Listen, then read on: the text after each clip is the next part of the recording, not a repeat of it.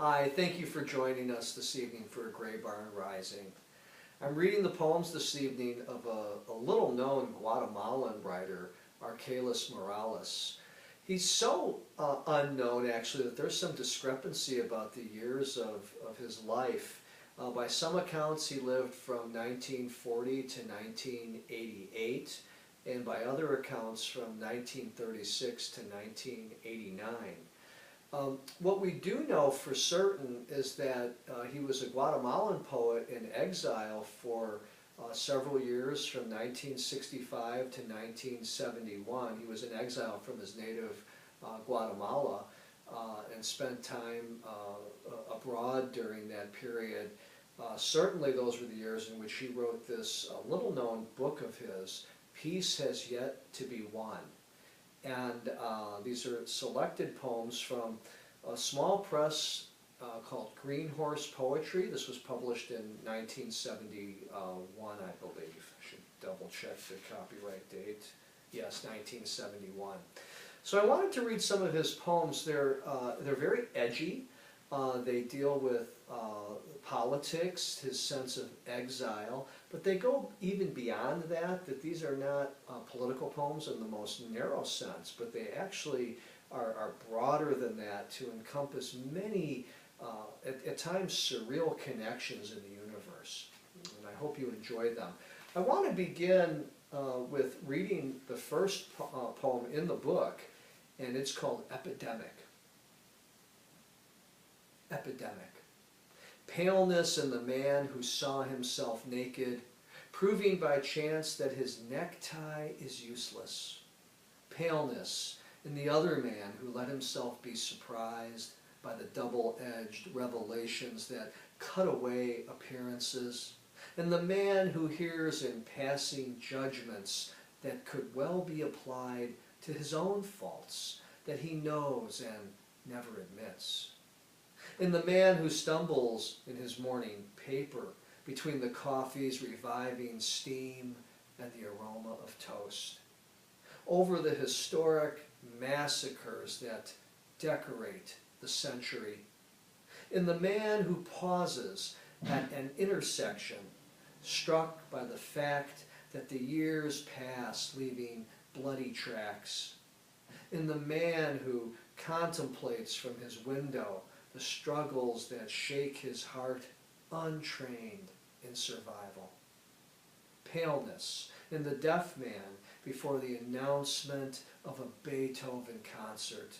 In the man who once again meets the woman with whom someday he might make plans at the edge of a river.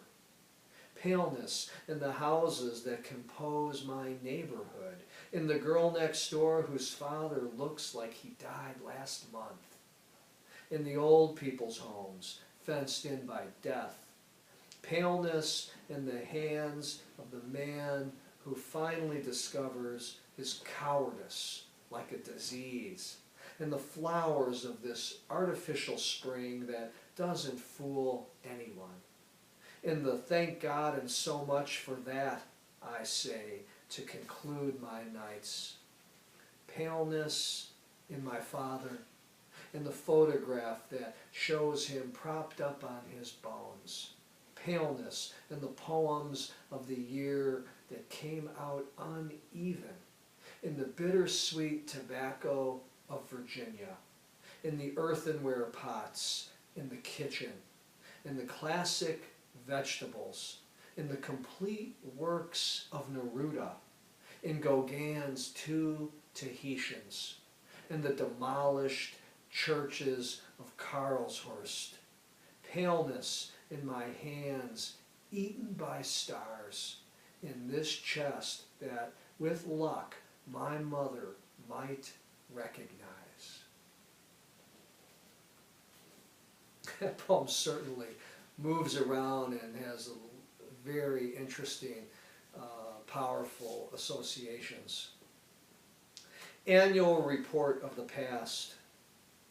That year, everything had its quota of pain. The monster announced that in the 365 days, his trumpets would precede the desperate legions, that his scepter would be a knot of ladies among whose locks our usual weakness would end with its hands tied. Exaggerate a little, we said, assuming the cold mathematics of pain wasn't very exact. But what good did it do? His ferocious perfume ruined our shirts. He threw himself into patrolling our lips, and his plagues have been up to their old tricks. The few happy voices we threw into the world were clandestine creations. The whiteness of winter, a single sharp cry detonates the bitter crust waiting under the snow.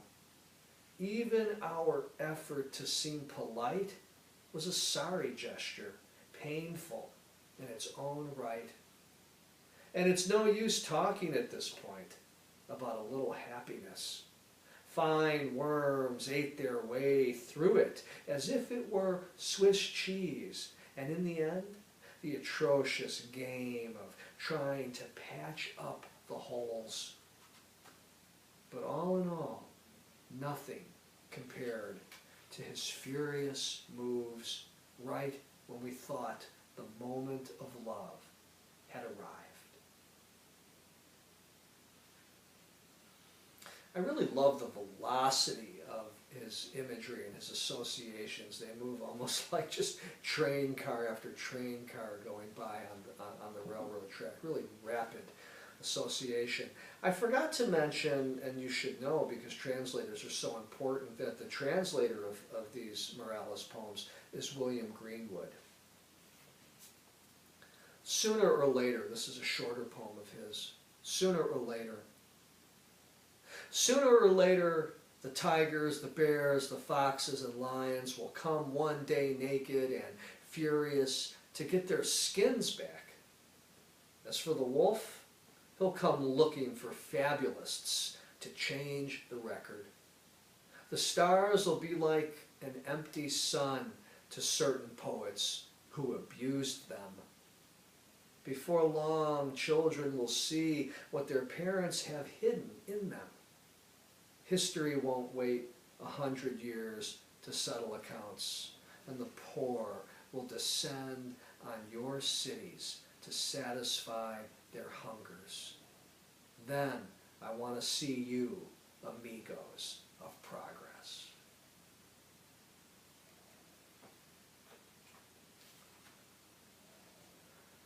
And finally this evening I want to share one of my favorite Morales poems, which is called What's Lacking. And again, I think it's just such a powerful work of his. This is the concluding poem in this little book of his as well. What's lacking? Our language a little, certain months of May that we think are still alive, the warm shade that may not exist anymore, a slender hand across our foreheads when crisis hits and the devils get hold of us. Life a little, death a little. In the end, the noisy fatigue that somehow precedes victories. To know down in our bones how much defeat hurts. To pick up the telephone and recognize a voice we can trust. To receive the insult we probably deserve. To make room for tenderness as if it were the last chance.